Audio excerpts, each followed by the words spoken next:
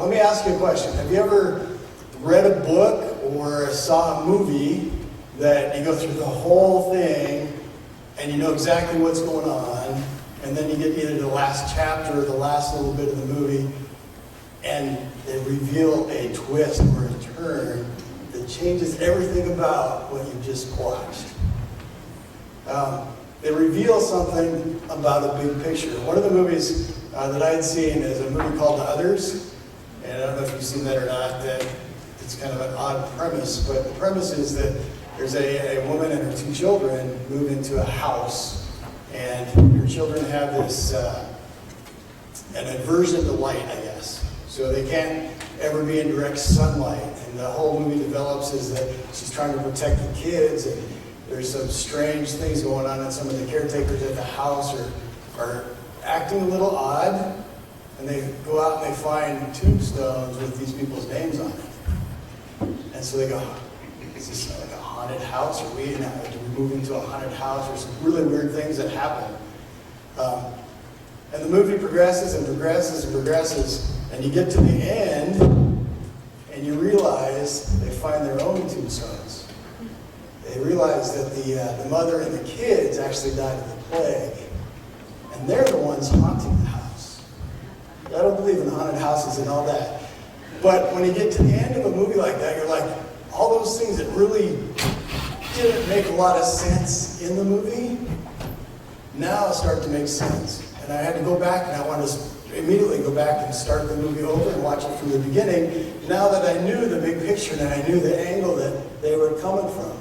I think as we read Scripture and as we understand things, as things become revealed to us, the more of the big picture, it should give us that same sense of, well, we want to know more. When we read something, it goes, oh man, I didn't realize that. And how does that affect the things that we already know or the things we already think we know? And it should make us want to go back to the beginning and start reanalyzing some of the things. And that's why Scripture is always new. Every time you read through the Bible, you find something that's new and different, and it does change our perspective. So I encourage you to be in that. This morning I'd like to kind of introduce myself and kind of tell you what I do between Sundays. Some of you know, some of you may not know. I'm an air traffic controller. I've been an employee of the federal government for, next week will be 29 years. Talking to airplanes. And when I say I talk to airplanes, please don't be confused. I talk to the pilots that fly the airplanes, but sometimes it's easier when I talk just to talk to airplanes. So some of that things, as I go through this lesson this morning and reveal the big pictures, there's a lot of comparisons, analogies I'd like to make between air traffic control world and the Scriptures. So, and revealing the big picture. So always keep in the back of your mind the big picture. So like I said, I've been doing it for 29 years. I worked at an Emory Center, which some of you, I'll explain a little bit more of that in a little bit. I worked in 2 towers and a TRACON, which is the approach control, and that's where I am right now in Boise. Actually, my office is in the highest place that you can stand in Boise. It's no longer the tallest building in Idaho. It used to be. The U.S. Bank building built a spire on top of their building to claim the prize of being taller. However, they can't stand up there and we can. Many of you may have thought that air traffic controllers are the people that direct the planes in. Those are really the marshalers. That's not us. So I spend all day talking to airplanes, or pilots. In the last 10 years, I've been a supervisor, and so I kind of an atypical day. I say atypical, not atypical. Emphasis on the placement of the words. A day last week, we had a lot of things go wrong. There was runway construction, so we had half of our runways. Mountain Home had an issue with their runways, so all of a sudden we have 10 fighter jets. They come to Boise. They all want to park and find a place. No one is there to park them or to disarm them, so the pilots sit in their airplanes and wait while we try to fix that. That's a problem I deal with as a supervisor. We had a small plane decided to taxi out without a clearance. It just got in line with everybody else. It's a bad thing. We had one small plane that was flying from down south to up north. Never got to its destination. So So they put out an all not or an all alerts notice for him. Say, hey, if you hear from this guy or about this guy, please call. We think he's lost somewhere. So we deal with that. We had actually an air carrier, a Horizon jet, that stopped talking to the person he was supposed to be talking to. He's talking to no one. And so this becomes extremely important as he gets closer to the airport. You can imagine. So there's a lot of things that this was not a typical day. A lot of the times we don't do a lot of that, but anything can happen. One of the things that happens is, you may not know that at a commercial jet like the Horizon, they will talk to an air traffic controller from the time they leave the ground to the time they land at their destination. They'll always be talking to the ground controller or the tower. They'll talk, after the tower, they'll talk to the approach controller, who will send to the center, to the center, to the center, to the center, back to the approach control, back to the tower. So they're always in communication with air traffic controllers. And I like to make analogies like Matthew 28:20. Jesus says, surely I am with you always. So one of the analogies, kind of what I'm going to do this morning, is just like that, just like the pilot is always in communication with ATC, who's always watching out for them, looking out for their best interest. Jesus is looking out for us. Lo, I am with you always, one of the versions says. One of the things in air traffic is, and especially in the old days, they have basically airways in the sky. So from point to point, planes would file these routings so that you always knew where they were. In the modern days with radar and all that, it's kind of gone by the wayside, but they still teach it because it was important. The separation standard back then was 20 miles for 10 minutes. So the pilot would report one place, he would report 20 miles, and can let the next pilot go. I'll show you how much that has decreased with modernization. But it was important that they filed these routings so everyone knew exactly where they were going. I say the Bible is like that. God has a plan for our lives that will keep us going in the right direction. And one of the jobs as air traffic controllers is to make sure that what the pilot asked for actually works. That his route is going to take him over the mountains or around the mountains. So we'd always check on that. I want you to think of the Bible as a guidebook, or maybe even better yet, as a treasure map. The treasure map helps us define the big picture. It's different from all the regulations that we have in air traffic. We have books and books and books. In fact, we have a book this thick of contractions and abbreviations. The government can abbreviate CAR as POV. That's how good we are. It's a real thing. You can't write car. It's a privately owned vehicle. Anyway, so we have books and books about things to say. We say things like negative and affirmative instead of yes and no. My kids always got a kick out of that. Like, what are you saying, Dad? So everything was a little different. The Bible is like a treasure map, and the more that we read it, and we study it, and we discover new things about it, the more we see the big picture. It also means the more that we should look forward to actually finding the treasure, the more that we look forward to meeting the author and the main character, which is Jesus. So as if you open your Bibles to Numbers chapter 22, that's where we're going to start one of the texts. One of the biggest problems for airplanes is weather phenomena. If you've flown at all, you've been delayed because of a storm or some sort of weather. Weather impacts airplanes because they don't want to fly into it. They have ways to get around it. They have onboard weather radar, which helps them to see some of the heaviest areas of precipitation. We have, on our radar, we can see some precipitation. The problem is we don't see it all. And there's hidden, I guess we call clear air turbulence. There's hidden pockets that even if they're nowhere near a storm, they can get vibrations and bumps. So, if the pilot sees it coming, he'll turn on the seatbelt light. You make sure you're strapped in. But sometimes you get one and say, whoa, didn't expect that. Some people are standing up. So there's unexpected pitfalls. We're going to look at some unexpected pitfalls here in this text. One of the best ways to avoid those is from another pilot who had already gone through the same area. That's the best way. Radars can see what they can see, but unless somebody's been there and reported it, that's the way to avoid it. So same thing as we go through life, some of the best ways for us to avoid the pitfalls and the downfalls are to follow someone who's already been there. Take the advice from someone who has experienced it. In Numbers chapter 22, this is a story you may be very familiar with. But try to look at it. I'm going to try to read over this one here. Starting in verse 1, it says, Then the Israelites traveled to the plains of Moab and camped along the Jordan across from Jericho. Now Balak, son of Zippor, saw all that Israel had done to the Amorites, and the Moab was terrified because there were so many. Indeed, Moab was filled with dread because of the Israelites.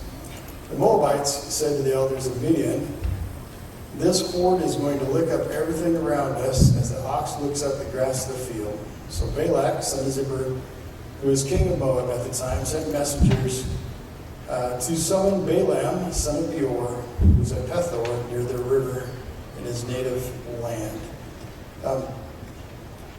It's interesting, if King Balak had known God or known the scriptures, he would have known that God had specifically told them to leave the Moabites alone. In Deuteronomy chapter 2, verse 9, he says, Don't harass the Moabites. That's not your land.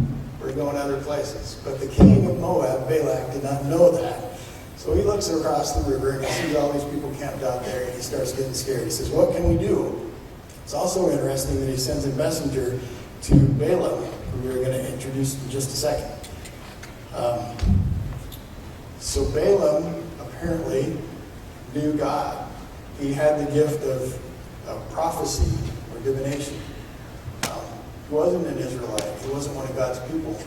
But somehow he had come to know God, and he had that gift.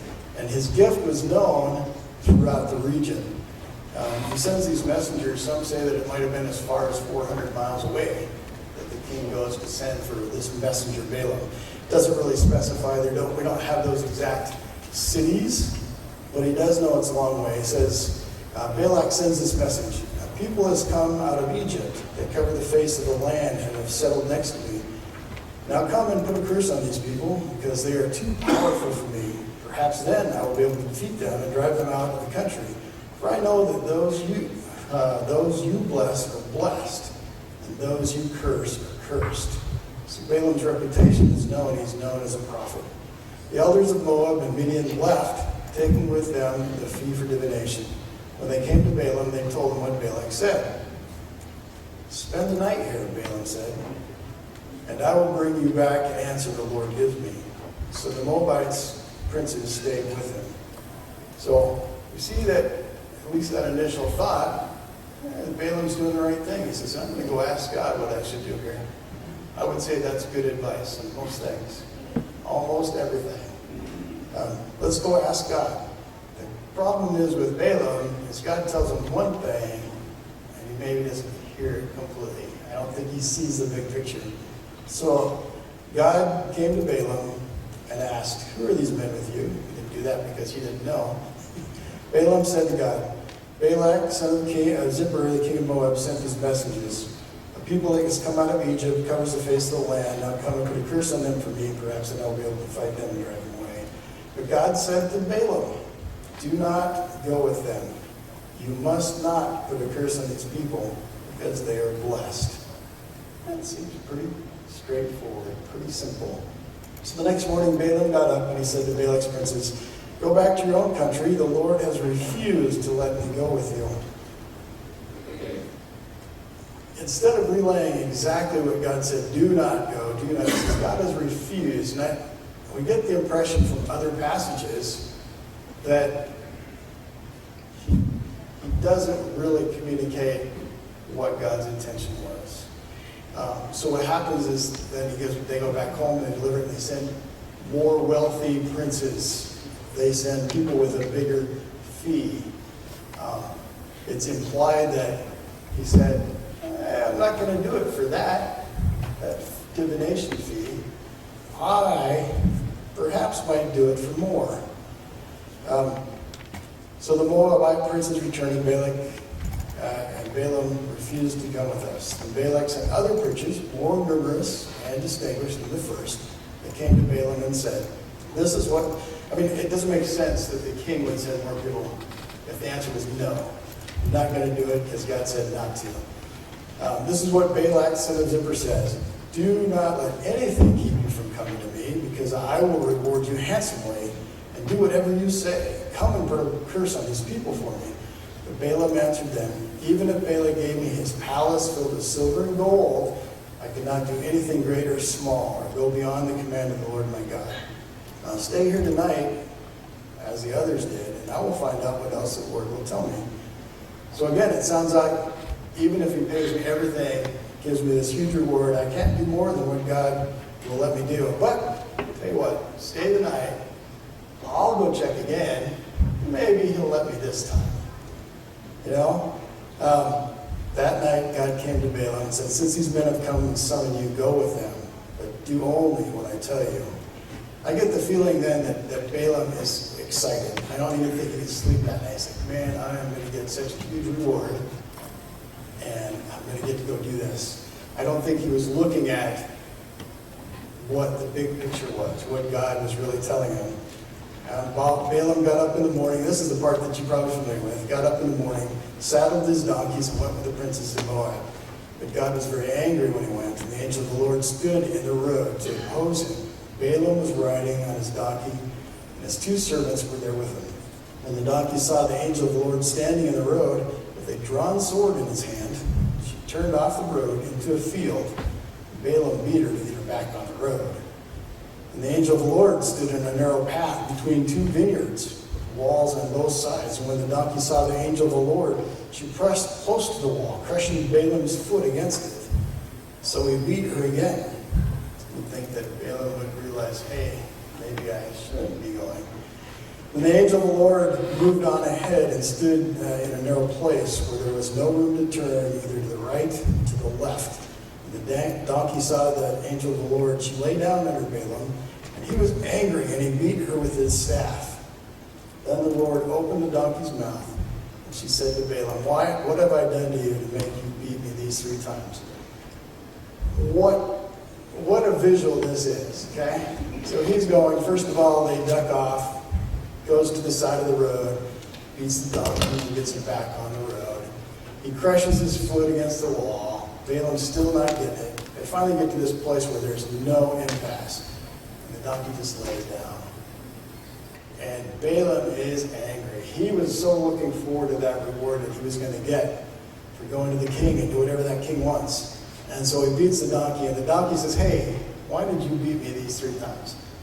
And instead of going, whoa, is that my donkey talking to me? And intelligently, he just responds.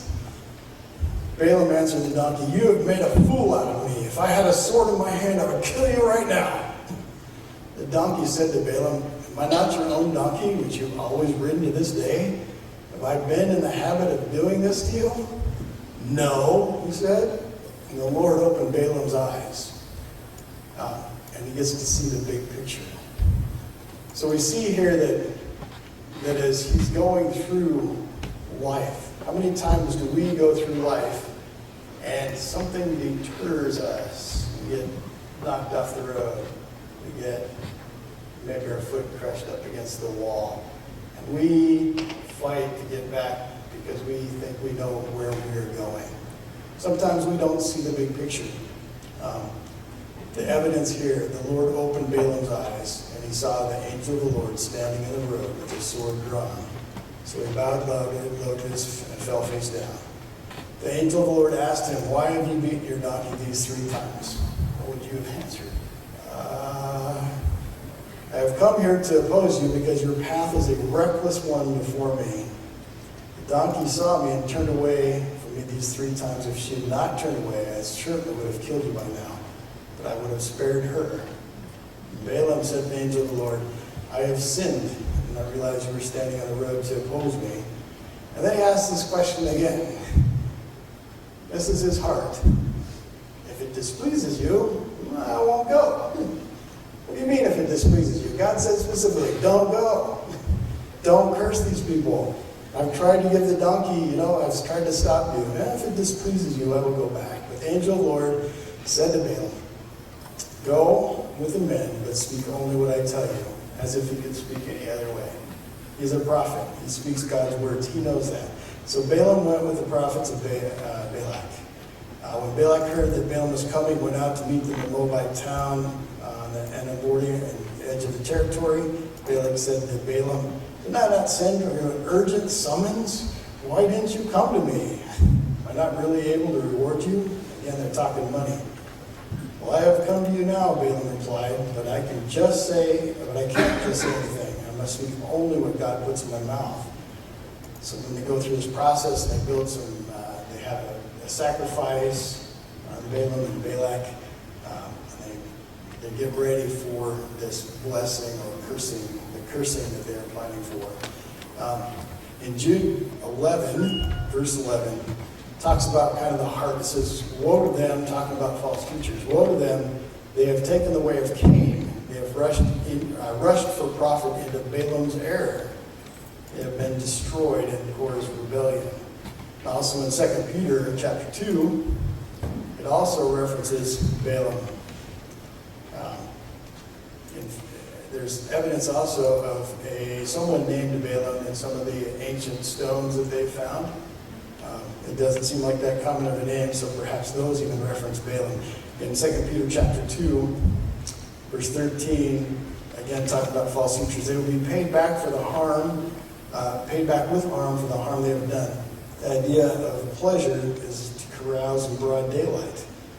They are blots and blemishes, reveling in their pleasures while they feast with you. With eyes full of adultery, they never stop sinning. They seduce the unstable. They are experts in greed and a cursed brood. They have left the straight and wandered off to follow the way of Balaam, son of Beor, who loved the wages of wickedness. But he was rebuked for his wrongdoing by a donkey, a beast without speech, who spoke with a man's voice and restrained the prophet's madness. Talk about his greed, his love of money. And that's what kept him going, even though he had clear evidence that wasn't the big picture that God had. We go on, and it's fun to listen. So Balaam says this, chapter 23, build me 7 altars here, and prepare 7 bulls and 7 rams for me. And Balak did all that Balaam said. And the 2 of them offered a bull and a ram at each altar. I get the feeling they did that, and they waited. And nothing happened. And they waited. And it says, then Balaam said to Balak, stay here beside your offering while I go outside. Go aside. Perhaps the Lord will come and meet with me. Whatever he reveals to me, I will tell you. And then he went off to a barren height. So God met with him. Balaam said, I have prepared 7 altars, each offer I have offered a bull and a ram. The Lord put a message in Balaam's mouth and said, go back to Balak and give him this message. So he went back, found him standing beside his offering with all the princes of Moab, and Balaam said this oracle, Balak brought me from Ekron, the king of Moab, from the eastern mountains. Come, he said, curse Jacob for me. Come, denounce Israel. How can I curse those whom God has not cursed? How can I denounce those whom the Lord has not denounced? From the rocky peaks I see them, from the heights I view them. I see the people who live apart and do not consider themselves one of the nations. Who can count the dust of Jacob or number the fourth of Israel? Let me die the death of the righteous, and may my end be like theirs. And Balak goes, what have you done to me? I brought you to curse my enemies, but you have done nothing but bless them. Balaam says, must I not speak what the Lord puts in my mouth? I get the feeling that it's like, that's what it was. Maybe if you pay me more, I might be able to say something different. Because 2 more times, Balak takes Balaam to another place and says, all right, now curse Israel. And Balak does the same thing.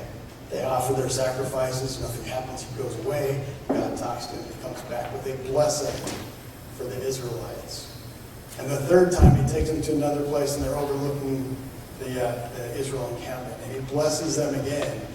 And you can see the king, I mean, if you were king, and this guy is disobeying you, he's just take his life. I mean, you brought him out to do something, but instead the king, so I get the feeling, based on the other texts, that he just like kept offering more and more and more. And finally he gets fed up.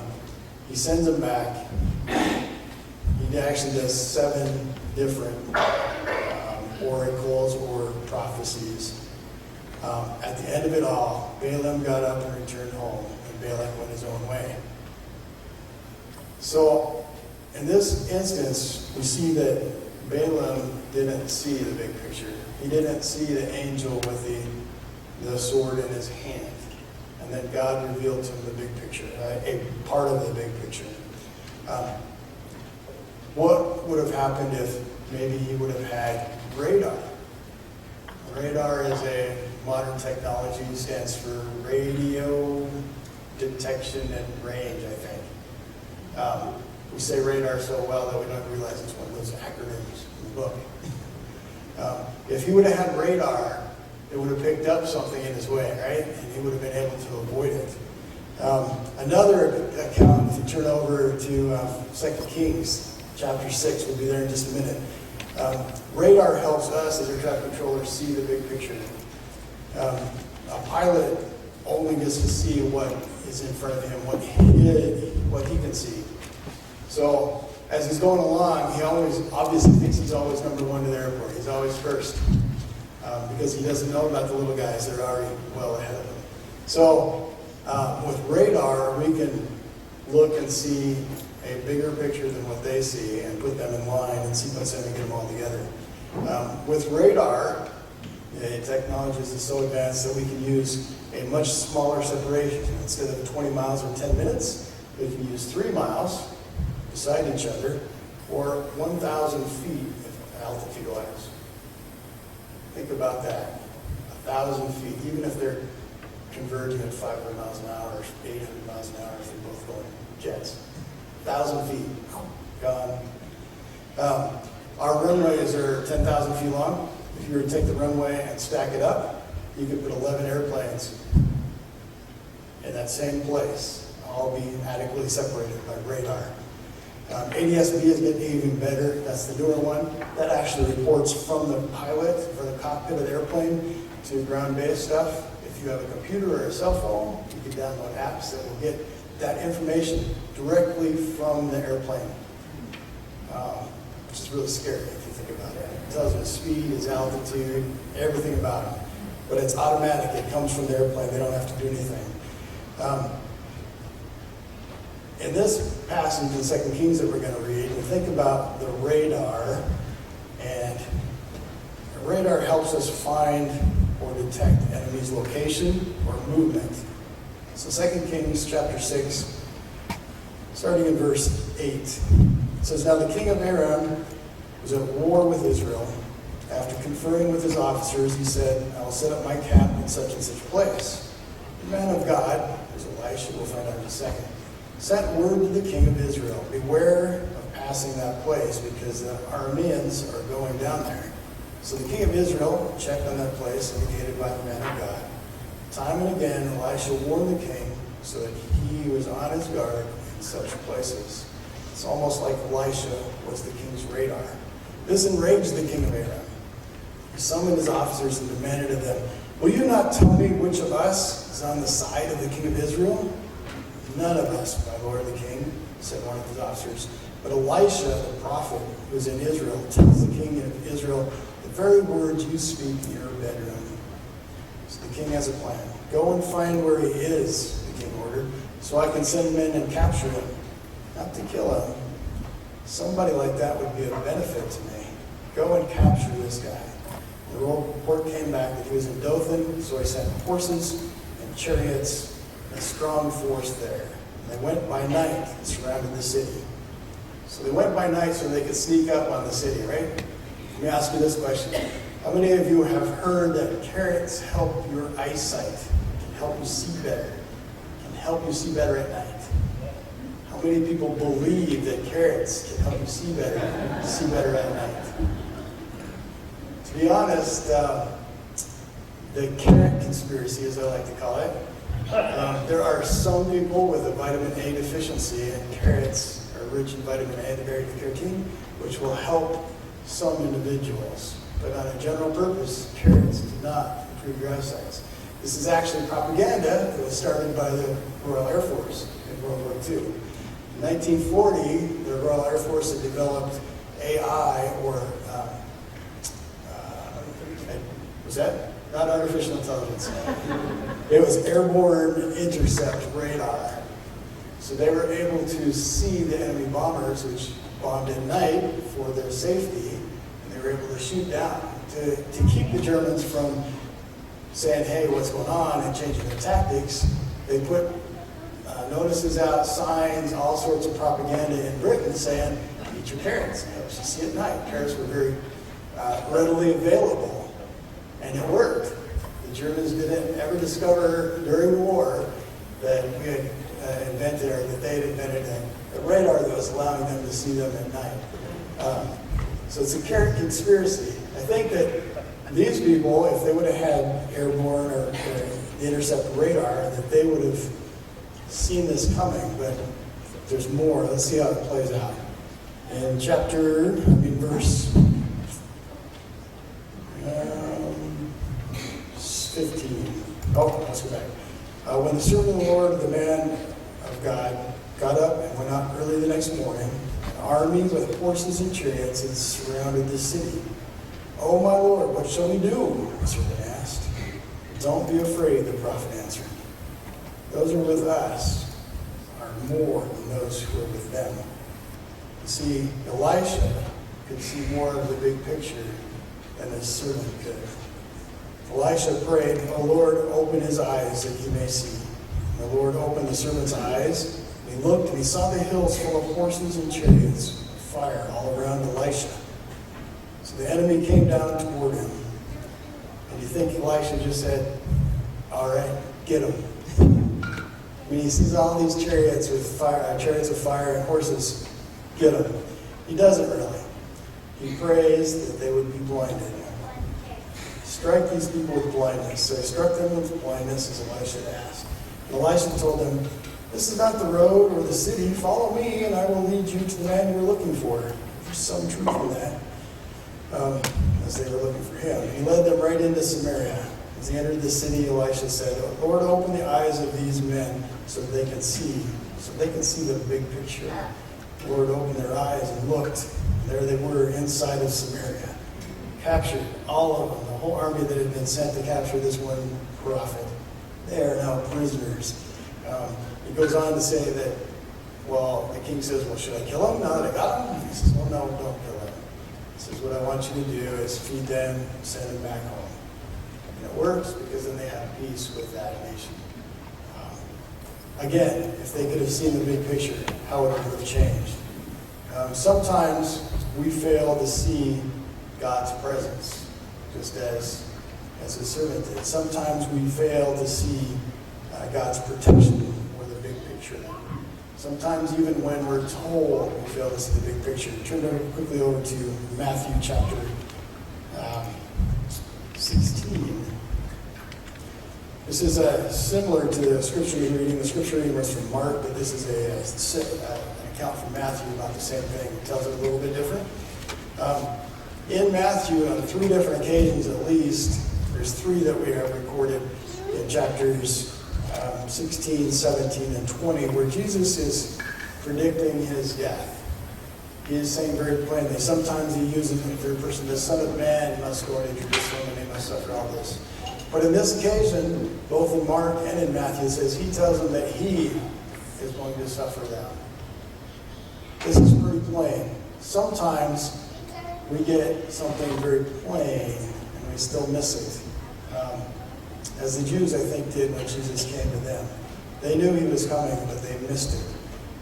In Matthew verse 21, chapter 16, verse 21. From that time on, Jesus began to explain to his disciples that he must go to Jerusalem.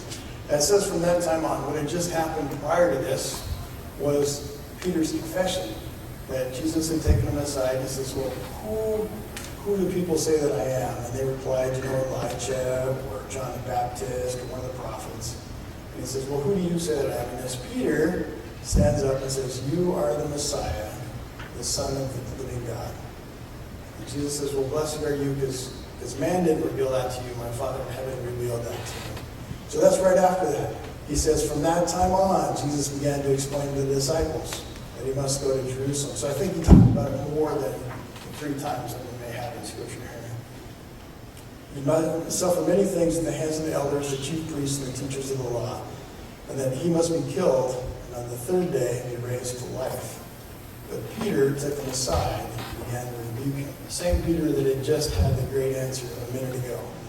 Never, Lord, he says, this shall never happen to you. Jesus turned and said to Peter, get behind me, Satan. You are a stumbling block to me, and I do not have in mind the things of God, but the things of men. Peter failed to see the big picture. He was looking short-sighted. It wasn't what he had expected of the Messiah. And he even told Jesus that, which I thought was interesting. He is bold enough to stand up. Some of us fail to see the big picture even when it's told to us plainly. Maybe because we have preconceived notions, like the Jews did. Or maybe because of denial. Sometimes we just flat out say, I don't want to believe that. Sometimes it's because we can't believe that it could be real. That we can't believe that it could be us that he's talking about. Maybe it's just because it hasn't been revealed to us yet. The big picture. There's an illustration that I want to make about the big picture, and some of you have been here a long time, may have heard this before, perhaps you've forgotten. Several years ago, shortly after we adopted the last of our kids, we brought them back over here, and my daughter was about 11, maybe 12, 11. Anyway, we went to one of those Christian concerts, and it was sponsored by a group called Compassion International, I believe. Anyway, part of the concert was they had children. You take their packet and you support them. You take them home and you take care of them by sending money. And so they advertised that, and she comes up to us and she's like, this is the kid. We should sponsor this kid. And I think in my head, we just adopted 4 kids. I don't think you get the big picture. I don't think you understand, what we've just been through, and maybe this is the right time. But then the more I thought about it, I was like, well, maybe it's me that doesn't see the big picture. See, my daughter had compassion, and she saw how she was being taken care of. And she wanted to reach out to another and do the same thing. So sometimes we just miss the big picture, and sometimes we need to be constantly looking for that. So in this case, where Peter missed the big picture, Jesus says, even if you miss the big picture, here's a plan of action. As he follows it right after that.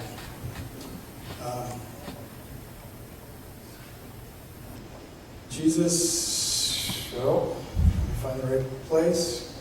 Okay. Then Jesus said to his disciples, if anyone would come after me, he must deny himself, take up his cross, and follow me.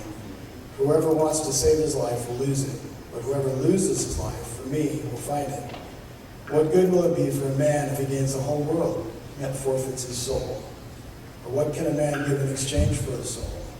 For the Son of Man is going to come in his Father's glory with the angels, and then he will reward each person according to what he has done. So even if we don't see the entire big picture, we have a plan of action. One other analogy about air traffic control. The pilot in command is always the one that makes the decision. Me as an air traffic controller can give all sorts of instructions. He has the right, for safety reasons or whatever, to not do those. Each one of us this morning is a pilot in command. God has a plan for us. We all can say, no, we're going to go our own way. But then we have to make that decision. If we reject God, then He will reject us. So always keep looking for the big picture. Always keep studying and following the treasure map. And when you find something, don't keep it to yourself. Share it. And help us all to find the big picture. That's my story. We're going to sing a song called Blessed Assurance, where we will all sing, this is my story, this is my song, praising my Jesus. If you have a need or like prayers, just come up to the front and stand and sing.